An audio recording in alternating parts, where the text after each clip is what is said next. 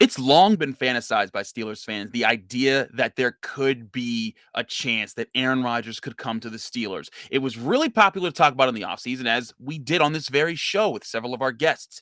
It got even more real when Aaron Rodgers played the Steelers, and there was that fun moment of him winking at Tomlin and them giving the nod to each other. And it was like, oh, what if there's something there? But after another unceremonious early exit from the playoffs that the Packers suffered with Aaron Rodgers giving him a number one receiver, good running backs, a good offensive line, and a premier defense, there's really good reason to wonder if that's even still a good plan for the Pittsburgh Steelers. I'm Chris Carter of the Locked On Steelers podcast. We'll talk about that, the Steelers quarterback situation, and Keith Butler taking to the radio waves about the state of the Steelers defense after his retirement. We'll talk about all of that right here. Joining me will be the agency. Our guys, D9 Pietro and Josh Axelrod, are back. It's going to be a fun one. Let's get into it.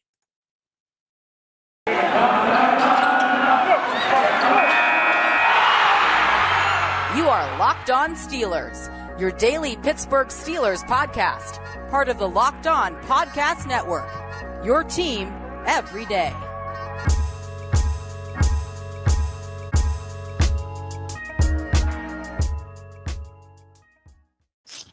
And welcome to the Locked On Steelers podcast. I'm your host, Chris Carter, bringing you your daily dose of all things on the Pittsburgh Steelers. As always, you can find us on Apple, Spotify, Google Podcasts, Odyssey, and YouTube. If you're watching this on YouTube, hit the like button, hit the subscribe button. You get all of our daily content right here. We thank you for making us your first podcast. Listen every single day. And remember, if you give us a 5-star review on Apple Podcasts with a positive comment along with it, you get a shout out at the end of the show. Joining me is our friends, the team, the agency. Myself, Chris Carter, D9 Pietro from Channel 11, and Josh Axelrod from the Pittsburgh Post, because that's the C, the I, the A, the agency. We're back, boys. Fellas, how's it feel to be back? It's so good to have you. It feels wonderful to be back, and it felt wonderful even to see the reaction that it garnered on Facebook, on the Locked On Steelers podcast, for people that are thrilled to see us back, even the ones who posted Charlie's Angels gifts. Very much appreciated. And it's exciting to be back with everyone, even Josh. Yeah, Dean's volume's still up way too high, Chris. We can hear him. We did like 20 minutes of sound checks to see about these levels. But fellas, one reason I'm so excited to have you back, on top of just simply being able to converse with you over the airwaves, is that we have a fun topic to discuss today. One that we talked a lot about all season long. And of course, it's Aaron Rodgers. Aaron Rodgers was the guy that a lot of people thought, like, hey, this could work. This could be a thing. And over time, that note is starting to sour. Now, it's not with everybody. There's a lot of people out there that still think the Steelers need to go get Aaron Rodgers, do whatever it takes, 2 first-round picks, whatever. If it costs $27 million a year, who cares? Go get Aaron Rodgers. You need a quarterback to compete. I mean, go look at Patrick Mahomes and Josh Allen. Look what they're doing. But now I think people are starting to look at what's actually in front of the Steelers. Yes, Ben Roethlisberger will be gone, but they need offensive linemen. They need to invest seriously in that group. They need to make sure that the defense is back up to being top tier, because we even saw the Packers situation. He had Devontae Adams, one of the best receivers in the league. He had 2 good running backs, a good offensive line, and a really good defense, and it didn't matter. And so now you must ask yourself, are you going to sell your future for a quarterback doing that? Josh, I know that you've been saying you wanted to take your L's because you were the biggest hype train of Aaron Rodgers coming to Pittsburgh guy, and you have since retracted that. That has been you've long gotten rid of that. But I want to give you the floor first to address the situation. That's very nice of you, Chris. I think the last time I was on the podcast, I might have called myself a visionary. Didn't know that that was the correct way to properly put it. I will say, to be clear, I was right in the sense that there was a chance. Like, the rumors started swirling. Like, y'all didn't believe me, and that happened. And to be clear, before a certain news story broke, I was all in, and it seemed like a good idea to bring in Aaron Rodgers on hopefully a relatively cheap, short contract just as a stopgap. We have learned certain things since about who Aaron Rodgers is, what he believes, the lifestyle he enjoys. I don't really want that man setting foot in Pittsburgh. I mean, I don't think any city should want that man setting foot there, frankly.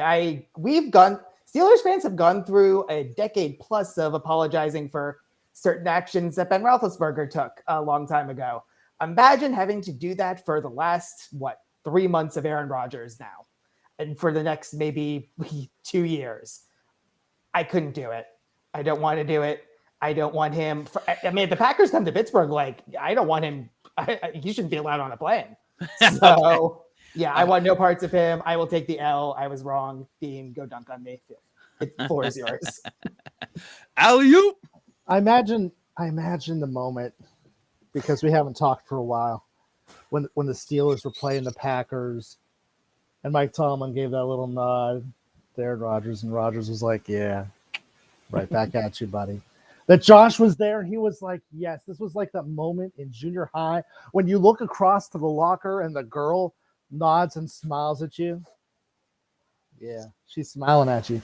Except, Josh, you just found out she smiled at you because you had a big old piece of spinach in your teeth. That's what's happening here. You found out. We tried to tell you. We tried to tell you it's not a good idea. I effed around and found out. Now, I don't want to dunk too hard. I don't want to toot my own horn too loud, because I know some people on the Facebook Locked on Steelers podcast don't like it when you kind of brag about being right about stuff, even if they say they're not listening and then they are, but then they block you. But by the way, join the Locked On Steelers Facebook group. It's for free, and you can go on Facebook, search Locked On Steelers, and you'll be right there with over 5,200 other Steelers fans. But continue. And you can interact with us. Yes, we're all there. Yeah. What more could you want? Aaron Rodgers, just as an aging quarterback, Father Time was going to catch up with him anyway, and it will. And you're looking at, let's look at this. Just look at this in perspective. Yeah. From the Ben Roethlisberger era, okay? 5 Super Bowls for Tom Brady, 2 for Ben, 2 for Eli, 2 for Peyton, 1 for Aaron Rodgers. With all that talent he had, 1. Okay? At the end of the day, he's like a glorified Dan Marino. Okay? He's going to be the guy you want on your fantasy football team, but he ain't going to get you another Lombardi. No to Aaron Rodgers. That's where I'm at. And Josh, if someone feels their way, they feel about Aaron Rodgers as a person and what he says in the media, that's one thing. But I'm thinking even just purely football perspective, it doesn't make sense anymore. If the idea was that if somehow, some way, you could fight the Steelers, like if Kendrick Green turned out to be an all-pro center, and if Dan Moore Jr. was a really good offensive tackle, and then you're saying, well, we don't need to go to get the offensive line, and if Cameron Sutton worked out, and Joe Hayden wanted to stay another year, and Devin Bush was back at full strength, and Stephon Tuitt never got, if all those ifs lined up, then maybe you could put yourself in that position. But the Steelers aren't there.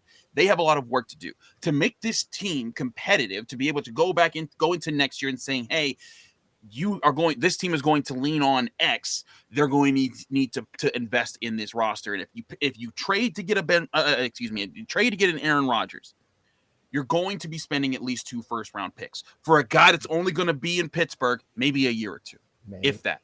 And that's a huge risk and a situation you're going to put yourself in, where those 2 first-round draft picks you're giving up, they can go right now. You could go in this year. That might be Tyler Lindenbaum, the top center that everyone wants out of Iowa. That might be Kenny Pickett, a quarterback that people want out of Pittsburgh. That might be next year, where say they don't get a quarterback this year. Next year, people are looking like that might be the quarterback class. You get Brendan Armstrong from Virginia. You get this guy. You got C.J. Stroud, Bryce. You got all these guys coming through that could be in that class, and you'd miss out on them if you gave up a first-round pick. You never know. You might not need one. Who knows? But the bottom line is, why would you sell your farm for that? And I think Dean's point is, you're not going to win a Lombardi with him. If you do, you're betting on something that would give you a very limited window and mess up the opportunity that you've set up for yourself. Because for all things else, because you're saying, well, some people are saying, well, why did they bet on Ben Roethlisberger? They weren't betting on him. They had to do it, because if they cut Ben Roethlisberger or he retired,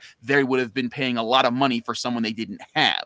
So by keeping him on the roster, you were at least going to have the guy who was experienced on your team, and you were going to be paying the money that you were going to be paying anyways. So for me, I think we're all finally in agreement. Aaron Rodgers to Pittsburgh ain't the move. But there's serious questions about the quarterback position. We're not done talking about this because, and I talked about this on Monday's episode of the podcast, but we all saw what happened this past weekend. Josh Allen and Patrick Mahomes just going into World War III, just throwing bombs everywhere. We saw Joe Burrow lead a game-winning field goal drive against the Tennessee Titans. There's a lot of alarms going up, and people know that Justin Herbert's in San Diego or Los Angeles. We all know. I still do that. I don't know how many times I'm going to keep calling Los Angeles San Diego. Yeah. But in all seriousness, I understand what people are saying about the quarterback situation. But I think there's a better approach to say than, well, they just need to go draft a guy.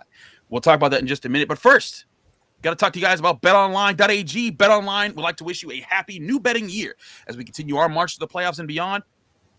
BetOnline remains the number one spot for all the best sports wagering action for 2022.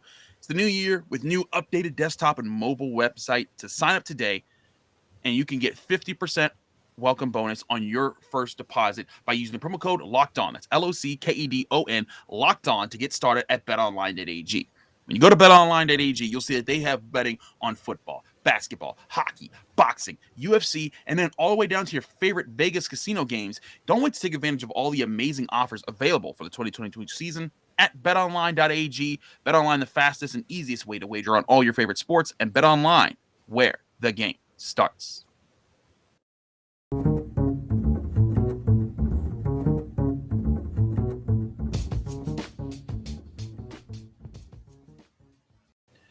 Back here on the Locked On Steelers podcast, I'm Chris Carter with D9 Pietro and Josh Axelrod, the C, the I, the A, the agency. Now, fellas, let's look at this quarterback situation. We all watched the madness that unfolded this past weekend in the divisional round. It was an amazing divisional round of play.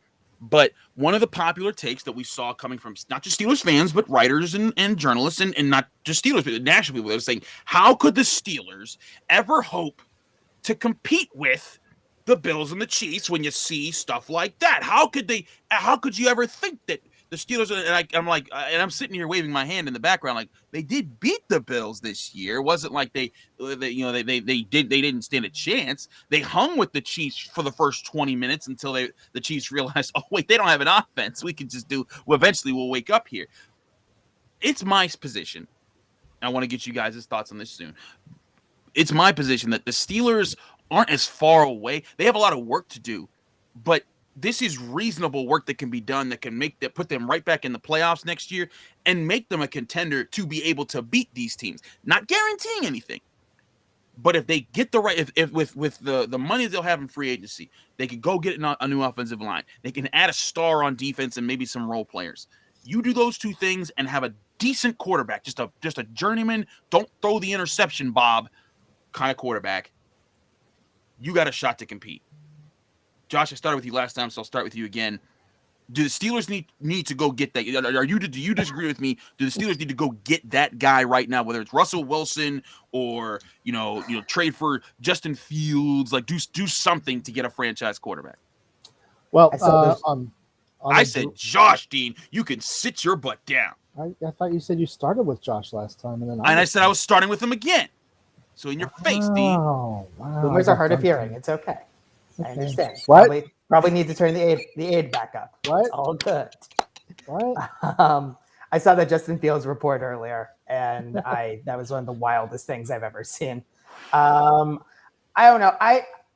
Obviously, I was of the opinion a while back that the Steelers might have only been a quarterback away from truly contending. I am no longer of that opinion. The last couple of games have clearly proven that the Steelers are a lot more than a quarterback away from truly contending. And I mean, I would love to see Russell Wilson in black and gold.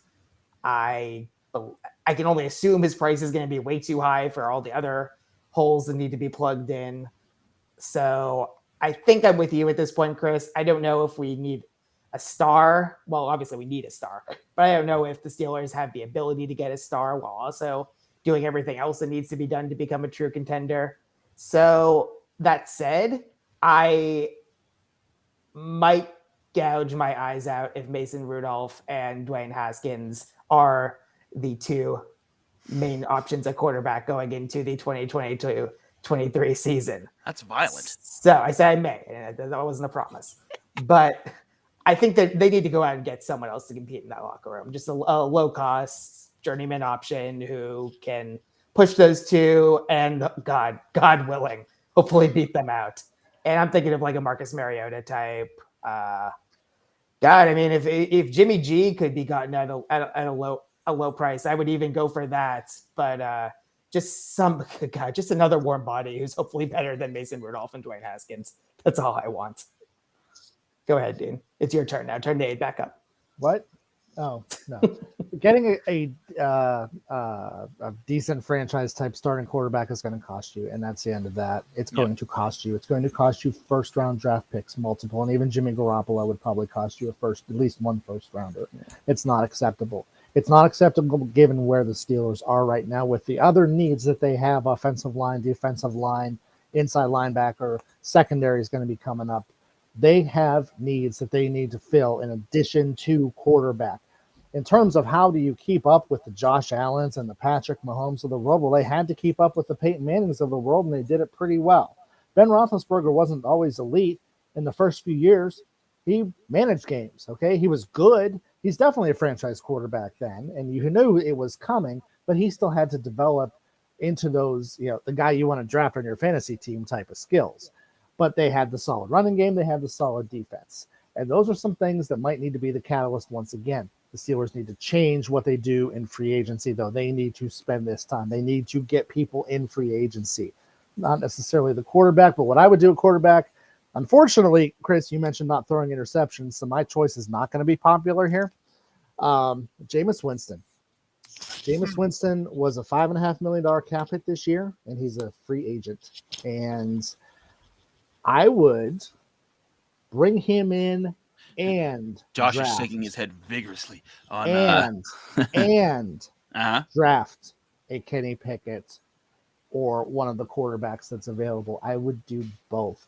I would shore up that offensive line in free agency. Yes. And then you have the chance to build and see if Kenny Pickett's going to be that franchise quarterback. You need a franchise quarterback. We can't go through the 80s again. But we don't need the franchise quarterback this season to have some chance of making the playoffs and success. This next year is not going to be a Super Bowl year. No one wants to hear the Steelers are rebuilding, but they are. They've been rebuilding. And they have to embrace a new approach. But you hear the term about if Kenny Pickett's there to exercise the demons of not picking Dan Marino back in the day because they thought they had Bradshaw for a while longer. They have to maybe change Steelers actually change the way you do things just a little bit. Okay? Just a little bit. Mm-hmm. It doesn't have to be a total departure. Just a little bit. To adjust to today, give yourself a fighting chance. And if you've got a Jameis Winston and a Kenny Pickett in there, and Mason Rudolph and Dwayne Haskins think they're the guy, they should. I want them to think that. I want them to think that coming in. Mm-hmm. Then you've got a healthy quarterback competition. If you can find someone who's just not going to lose you games, right? Okay, you still have a chance with a great running back. Mm-hmm. And if you shore up that line off in free agency, you find a way to stop the run, you're contending. You're contending. And remember, with all those things not working this year, Ben Roethlisberger aged, not playing well. Offensive line, just terrible. Defensive front, massacred, and the worst rushing defense in the NFL. With all those things working against them, they were a half game behind the Bengals, who right now are in the AFC Championship game. I don't think it's that crazy. And here's the other aspect of this before we move on to defensive coordinator stuff. People seem to forget you don't need to go and get the quarterback before you have the team. That's one thing that Bill Cowher did very right.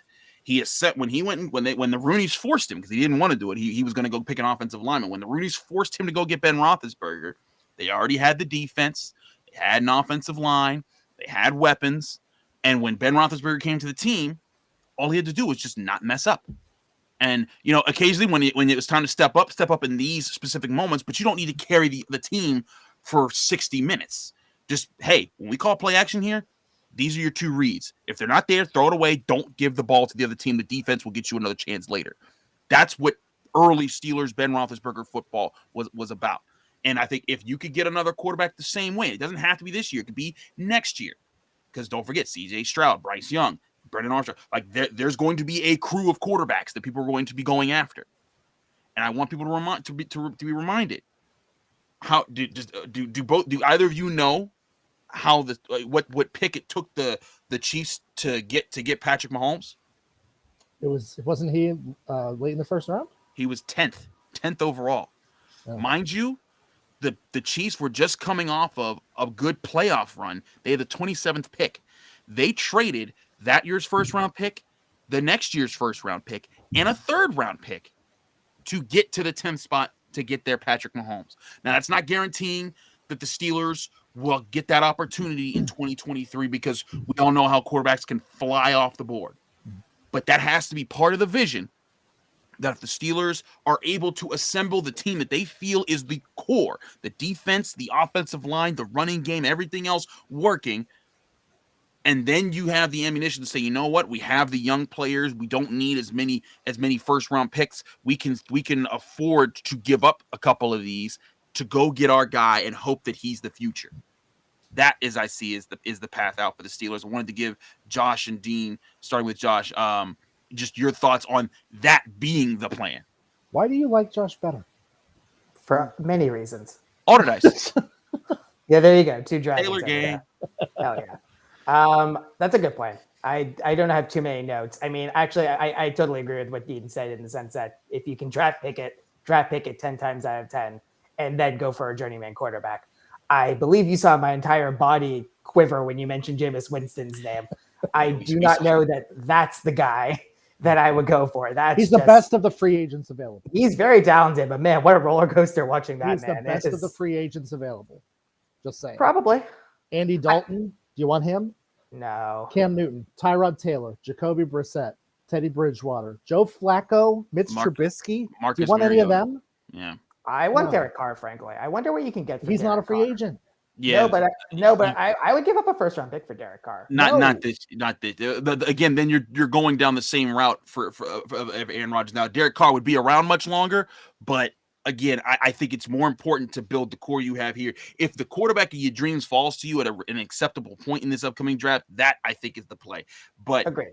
I really see if they go into next year with a similar problem at the offensive line, whatever quarterback you just paid for, you're putting in serious danger to operate that year. I think people forget that although Ben Roethlisberger made it work, he was getting abused in the late 2000s because that Steelers offensive line just couldn't protect him. And he was Big Ben, and that was part of why he was Big Ben, is because he took all them shots. But I mean, Dean, that added to what his injury problems became throughout his career.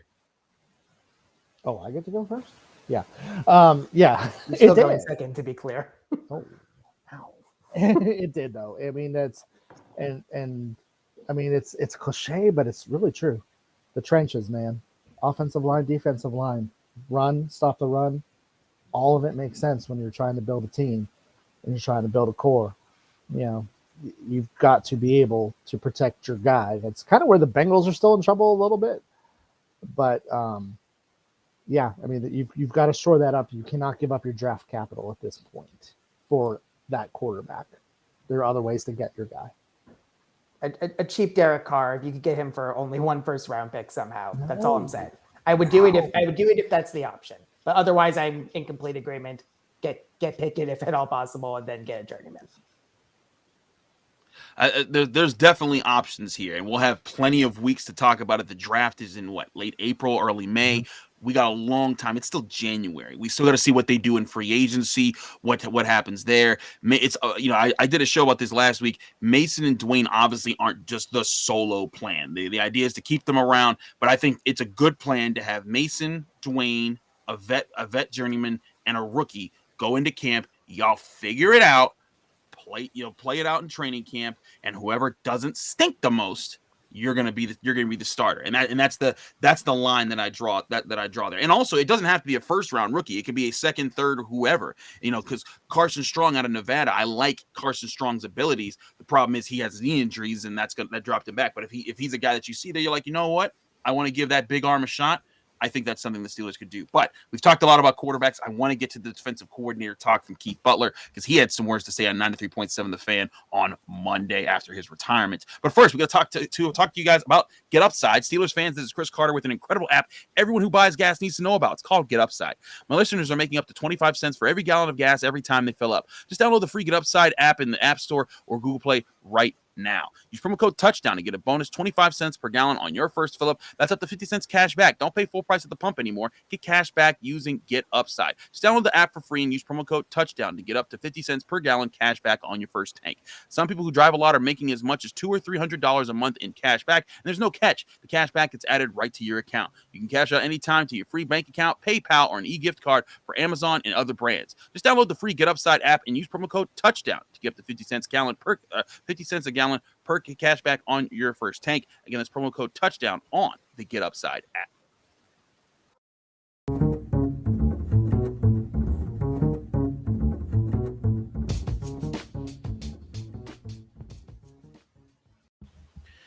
Wrapping things up here in the Locked On Steelers podcast, we were not going to get out of this without talking about Keith Butler's words on the radio. Of course, joining me, Chris Carter, is Dion Pietro and Josh Axelrod. The agency's here back on the Locked On Steelers podcast.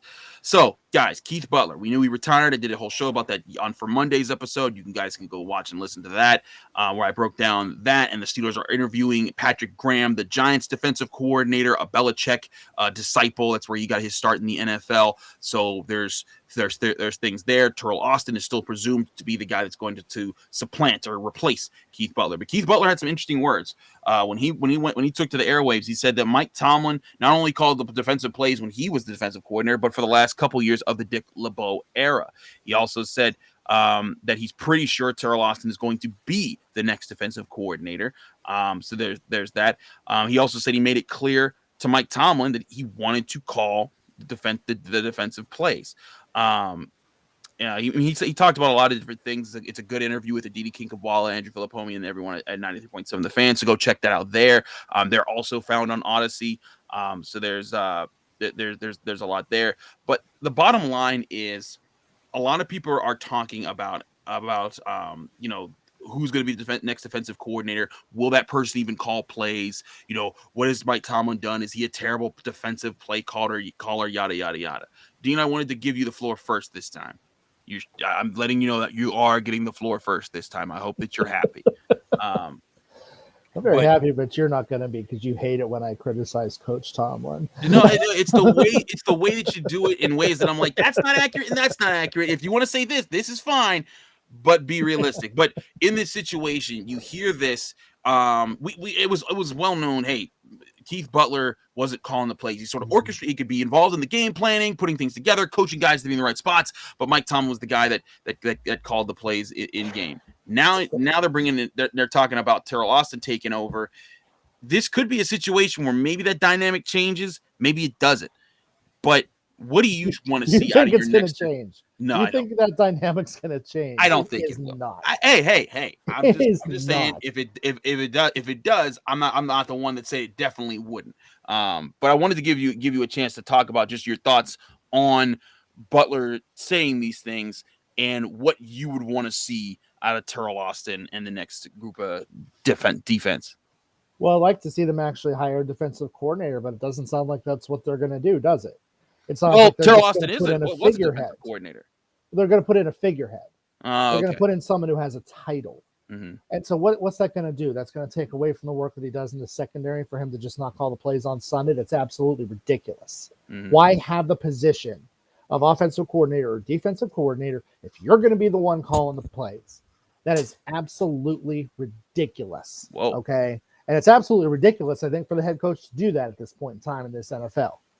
Okay. The head coach, if you're an effective leader, you're going to be the one that's setting up your offensive coordinator and your defensive coordinator with your philosophies and what you want to succeed. Mm-hmm. You still have a voice. Of course, you're the head coach. You have a voice. You can override them, but to let them do their jobs. And then if they can't do their jobs, then they get fired or then they're asked to retire. Whatever happens with them.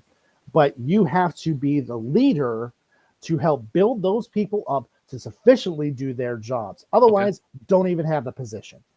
So you think Eric Bieniemy should also be fired? He shouldn't have a position? He doesn't call the plays for the Chiefs. Then he shouldn't. Then he shouldn't. Why is he getting all this glory then See- if he doesn't call the plays? See, because I think there's a lot more that goes into the coordinator than just calling the plays. You go into constructing the playbook because here's part of what coordinators do. Coordinators, there's also position coaches. Like on offense, there's the offensive line coach, the wide receivers coach, the tight ends coach, the running backs coach, and each of those coaches, they go to the coordinator and they go to the head coach and they say, hey, these are the things these guys do well. These are the things that you should be incorporating in your game plan. And the coordinator, along with the head coach, helps package those things. And it's the same thing on defense. Hey, you know what? You got guys on the defensive line that can twist and stun a lot. Let's work in more of those packages. But if you're going to twist and stun a lot, that means you're going to need some linebacker support on these plays. So it's all about putting that all together. So Keith Butler was absolutely involved in game planning, game calling, play calling is another thing. And it's also not uncommon in the NFL. Sean Payton does that as well. Bill Belichick does that as well. These are all things that I think that they're not as rare as some people think, because these are also things that aren't just put on Front Street. There's no thing on Madden that says Mike Tomlin calls these plays, or Bill Belichick calls these plays, or John Harbaugh calls these plays. It's more of that situation.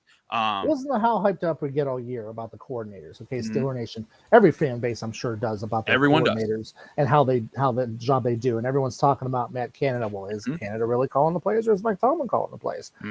Keith Butler, or is Ben Roethlisberger calling the plays? Keith Butler's not calling the plays. Then how can you criticize Keith Butler for the defense? Okay, then it's not his fault. It's Tomlin's. All right, then that's where the responsibility needs to lie. And then why not be transparent about it? Why aren't they being transparent about it? Now we're just finding this out now because Keith Butler's going on the radio because he's retired. Well, I think that no one's truly 100% transparent about it until after they leave the organization. Organizations don't want to tell everyone how they make the nuts and bolts of their decisions. I mean, it's not like the Chiefs have a giant sign that says Eric Bieniemy doesn't call the plays over here. That's something that you've learned from beat writers who have made it national news, just like it was known for years by people that reported from inside, beat writers that covered the organization closely, that Mike Tomlin called the defensive plays. I mean, it's something that you knew, Dean.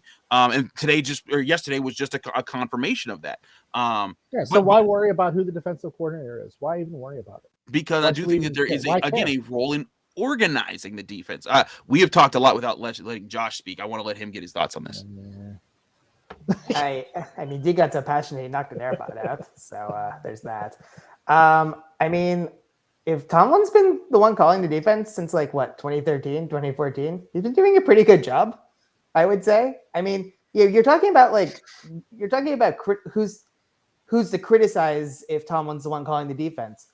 Well, the defense hasn't really been the problem in Pittsburgh for most of the last 8 or 9 years. No matter so to Chris's point, if Butler's been the one coming up with the plays and coaching guys up, he's been doing a pretty darn good job, I would say. And if Tomlin's just the one calling them, I think he's been doing a pretty good job too. I mean, just think of the Steelers teams. I mean, they had some after the really, really good defenses of the late 2010s, of the late 2000s and early 2010s. Obviously, there was some atrophy in talent. And even with that, I mean, the Steelers were always relevant. And that was partially because the defenses somehow always found a way to hold up, even when there were stopgap guys like Ross Cockrell and Antoine Blake, manning the secondary. And I mean, they made an AFC championship game with that defense. And I mean, the defense was looking real elite even after that until Ryan Shazier got hurt. And then it was looking real elite again the second Minkah Fitzpatrick got there. So, I mean, between Tomlin and Butler, it seems like they really knew how to use their personnel when they got some elite talent in there. And again, the Steelers defense was really, really good this year too. It got chopped up a little bit when injuries started to take foot and the run defense was a problem without Tuitt and Alualu in there. But I mean, I don't care who's calling the plays or who's coaching them up. It just certainly seems like it's been a pretty fruitful, 8-9 years of Steelers defense. To Josh, but Dean, I know you want to chime in here, but to Josh's point before we get there, the Steelers have led the NFL in sacks for now 5 seasons in a row. And They were this year. They were not a well-ranked defense or a good defense. They were opportunistic in how they kept the team in games. I think in the games that they played well, they played very well. They limited teams under 20 points. I think in eight of their wins. I think it was. I have to go back through all the numbers and see. But most of their wins, it was because the defense limited teams severely. Now there were games where they got blown out the water, like the Chiefs game, the Bengals game, and even the Vikings game until that game went berserk. Same thing with the Chargers game. So there's games that kind of nullified that, but the defense was that. But in the 2 years prior to this past year, they were the number 3 defense in points and yards. The year before that, they were number 5 in points and yards. I've said for a while, a lot of that is because they got the right personnel in. And I think that they still have superstar talent in TJ Watt, superstar talent in Minkah Fitzpatrick, superstar talent in Cam Hayward. If Tua can be healthy, I think he puts himself in that conversation as well. They need Alulu to be healthy. They need Bush to get back to where he was. I think they need another good linebacker next to Bush. I also think they need to get a true number 1 corner in the prime of his health to play out there as well, to be able to put people on islands and say, we're taking away this receiver without compromising the rest of the defense. If they do those things, I think this defense is right back up there, and we're not caring who calls plays for this defense. I don't see that as the big problem with the Steelers. I think the big problem is just they have been suffering the worst of the war of attritions over the past several years. But Dean, I've talked a lot. I know you wanted to chime in there.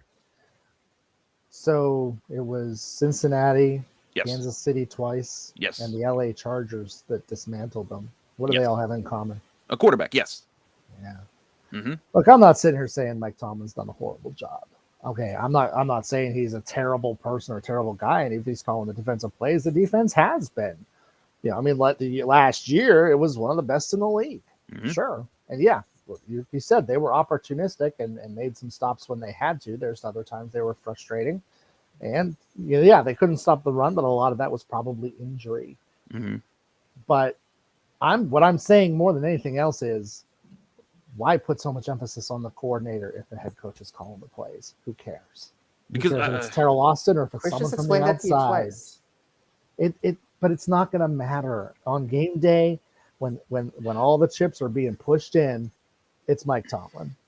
But it's about the leading up to game day. It's about the preparation that goes in. Tomlin's got his hands in that, like he has his hands in the draft. He has so much more power than I think most people realize in this, for good or bad. And you can't say it's bad because they haven't had a losing season under him. Mm-hmm. So you can't. I get that. If a guy wants to call the plays, why wouldn't Mike Tomlin give him the chance to? And if he doesn't like what he's seeing, he can overrule him. Why not? Well, if he's qualified. That's a fair question. Why wouldn't he? Maybe Tomlin feels that he's better suited for that. And it may be, that's why I said maybe about Terrell Austin. Keith Butler, he's long been, he was a linebackers guy, but you saw Keith Butler, he never left the Steelers in all the years that he could have left the Steelers when Dick LeBeau was staying there. And he had the Steelers linebackers were phenomenal. James Ferrier, James Harrison, Clark Hagans, Lamar Woodley. He could have gone anywhere and gotten his defensive coordinatorship, but he stayed with Pittsburgh. He stayed with Mike Tomlin, and he stayed with that opportunity. And heck, I think during the tenureship with Mike Tomlin, he could have said, hey, I'm out. I'm going to go try something else somewhere else where I can call plays and give that a shot. But I think he stuck with it because he knew this worked, and he knew that the players that he was working with in Pittsburgh were going to give him the best chance to show that he was a good coordinator. And again, coordinators don't just call the plays. I think that there's a bit of a traditional feel that people feel like that's what coordinators do. That's all that they do. But a lot of it goes into week in and week out. What are we focusing on? What are we keying on? What is the opponent's weakness that we want to tap into? What is the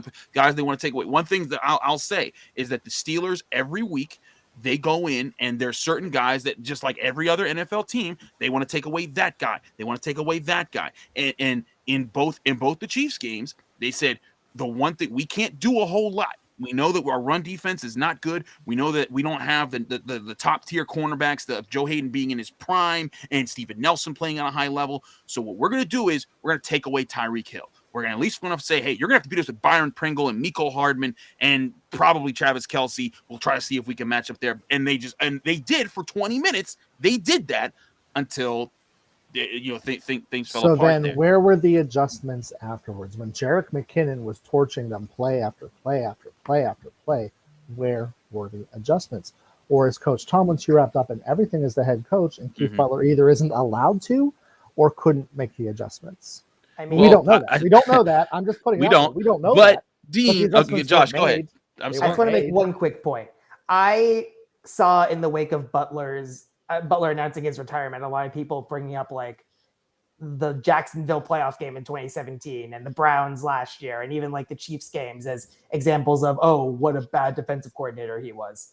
I would like to posit that a lot of the defensive issues in Pittsburgh over the last couple of years have come from bad offense, way more than bad defense. So I just want, I was going to say, like, if you can't keep the defense off the field, there's very little they can do, no matter how good the game plan is and how well they take away one good receiver when the Chiefs have like 20 weapons that they can deploy against you. So to be clear, again, I think Tomlin and Butler, between the two of them, have fielded very good defenses for the most part over the last 8 or 9 years. And over the last 2 or 3 years, actually, even that Jacksonville game, I blame the offenses for those losses way more than I blame the defenses. The Kansas City Chiefs had 8 offensive possessions in the first half against the Steelers. They had, let's see, 1, 2, 3, 4, 5, 6, 7. It took them until midway through the fourth quarter to get to 8 possessions. Imagine if the Steelers were able to make the Chiefs, let's say the Chiefs score at the pace that they did in the Steelers game. They didn't score for 5 straight possessions, and it included 2 turnovers, and then eventually they score on 2 possessions. Imagine if the Steelers offense had put some points up on the board and drawn the clock out. And then all of a sudden, when the Chiefs do get their 14 points or 21 points or whatever they score, it's the fourth quarter, and the Steelers actually have points to say, hey, you're actually in the game. It's a different story. I do agree with you, Josh. Imagine actually having points. I can't imagine actually having points. Right, when it's relevant, because the other thing is the offense will often score a lot of points when they're down 21, and then it's like, well, they put up 30 points. They should be commended for that. No, they did it only when they were down by double digits, and they never scored to tie the game or take the lead. Garbage time heroes. Right, and I do agree. And the defense, that's not a scapegoat for the defense to say, hey, they shouldn't have been better. But Dean, realistically, what was your adjustment for stopping Jerick McKinnon? Leave Tyreek Hill in single coverage? I'm not a defensive coordinator. It's not my job to come up with one, but it is. But my point is, we know they were shorthanded. We know that they were doing it. They came up with a plan that was like, hey, if the right things work, we're going to be able to mess with these guys. But there are just times you don't got the guns to hang with a team for that long. And I said it all week leading into that. I said it on the final word. The Steelers' path to victory was very slim. It was going to require the defense playing at an elite level, which it did for 5 drives, and the offense making some plays early and keeping Patrick Mahomes on the bench so that elite play could be stretched out longer than it was, and it wasn't. And I think that I also think that when people think about no second half adjustments, there are games like I think it was 2017 or 2018 against the Broncos when they were getting slaughtered in the first half and they flipped things around. There's plenty of times that you could also point to second half adjustments that the Steelers have made. All that to say, whoever does take over at defensive coordinator, I do think will be given the opportunity to formulate the game plan. I also think that if Mike Tomlin sees something and he's like, you know what? Maybe he lets the guy call the plays. Maybe he doesn't. But I don't think that's been the problem either way that has ailed this team in their problems of late. I think that they've had structural issues with they've invested a lot of money in a quarterback that hasn't been able to play at an elite level with the elite money that he's garnering for the past few years. So I think that's part of the problem. Now again, bring in Rodgers. Sorry. Look at you. Well, but that's great. You brought us full circle. I appreciate you, Dean. We are way over time, but this is why I wanted to get the agency back, because we have these great, heartfelt, gritty discussions. That was a fun one, fellas. Guys, thanks so much for joining me here on the Locked On Steelers podcast. Dean, let people can find you, follow you, and get more of your work. I am Dean16 on Twitter. I'm always roaming around the Locked On Steelers Facebook page, usually making people mad, and of course producing all the fantastic sports content at Channel 11, including the Final Word that features Chris Carter every once in a while, and will again this weekend. What? Josh, what about you? You can find me on Twitter at Jaxelberg with an H. I also occasionally troll the Locked On Facebook group. And you can find my work at postgazette.com. And if you check me out, I believe on Friday this week, actually Thursday or Friday, I forget which, you're going to find my interview with the Steeler. Ooh, little bit of insight there. Look at Joshua Axelrod to getting some Steelers interviews. That's my guy right there. Thanks so much, both of you, to joining the Locked On Steelers podcast. I'm your host of the show, Chris Carter. You can find me on Twitter and Instagram at Carter Critiques. You can find this show on Apple, Spotify, Google Podcasts, Odyssey, YouTube. Hit the like button on this video if you enjoyed it. I know it was a longer one, but we hope you still enjoyed it anyways. If you want to listen to the podcast, you can go check us out on all those different platforms. Go on Apple, leave us a 5-star review. With a positive comment. That gets you a shout out at the end of the show. Thanks so much for joining us, fellas. Tomorrow, we bring the one and only Tony Serino. We know he has lots of Keith Butler thoughts that he wants to get off his chest, as well as quarterback thoughts, because whereas you guys, okay, wait, before I go, I got to give you guys a guess. Each of you get one guess. Who's his quarterback that he wants to bring to the Steelers? Go. Go, Josh. Listeners do know. What'd you say? Matty Ice. No. Go ahead, Dean. Russell Wilson? Mitchell Trubisky. So Tony will answer for that. Swear to God, I'd rather have Mason Rudolph. Honestly, Dean, we might be in agreement on that one. So join tomorrow when Tony Serino answers my grilling questions as to why that's a good idea. But anyway, thanks so much for listening and watching the Locked On Steelers podcast. Stay tuned. We got a lot more coming your way all week long.